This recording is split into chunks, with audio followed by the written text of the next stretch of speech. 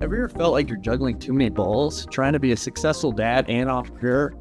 Well, in this episode, I'm going to show you the secrets how you can do both without dropping the ball. Welcome back to another episode of the Elevate Media Podcast. I'm Chris Anderson, your host. Today, again, I'm going to be diving into how to find some harmony with fatherhood and entrepreneurship. So as fathers, we have the dual responsibility of nurturing our families and growing our businesses. In this episode, I'll be sharing strategies and tips to help you navigate these two important roles successfully. Now let's start with time management. This is one of the effective strategies that you can do for time management. It's called the Eisenhower Matrix. This helps us prioritize tasks based on their urgency and importance. This way, you can focus on what truly matters and avoid getting bogged down by less critical tasks. So the Eisenhower Matrix is composed of 4 boxes. And when you're looking at them, if you look at the bottom left, this is the section that is urgent, but not important. So the items in this box are things that you can delegate, that you can hand off to someone else to get done because maybe they have a skill set that's better, they have the time, or they have the ability to get it done. But it's not important for you to do. It's still urgent task, so someone needs to do it. It's just not. It doesn't have to fall on your shoulders. And if you go over to the right, on the right bottom side, you're going to have not urgent and not important. If it's not urgent and it's not important, get rid of it. It's something that doesn't matter. It's not moving the needle forward in your relationship with your family or in your business. So it's just a shiny object that you thought could be useful, but it's not. Then you go one above that to the top right. This is the not urgent but also important section.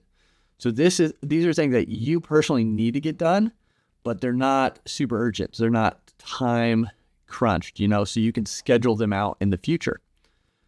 But then if you go over to the top left, these are the urgent and important tasks. These are the things you have to focus on first and get done, and things that you personally have to take responsibility for and get done.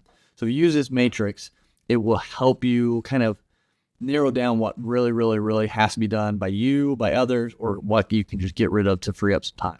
Another key point is scheduling dedicated time for both family and business. Although this can seem tough because you have emails constantly coming in, tasks that have to be done, family things that you want to be a part of, this is why it's so crucial to have this dedicated time set aside for each. This separation, it really helps you be fully present in each role. So when you're setting certain times for business, and your family is aware, like, hey, that has to be business time. That way, family time, I can be fully present there.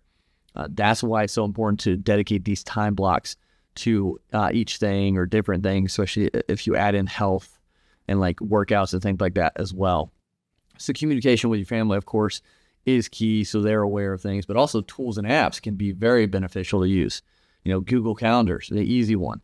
There's things like Trello or Monday. They can be incredibly helpful in organizing your schedule and keeping you on track with what has to get done and when. But we've got to talk about this next thing because it's crucial to having this harmony, and it's boundaries.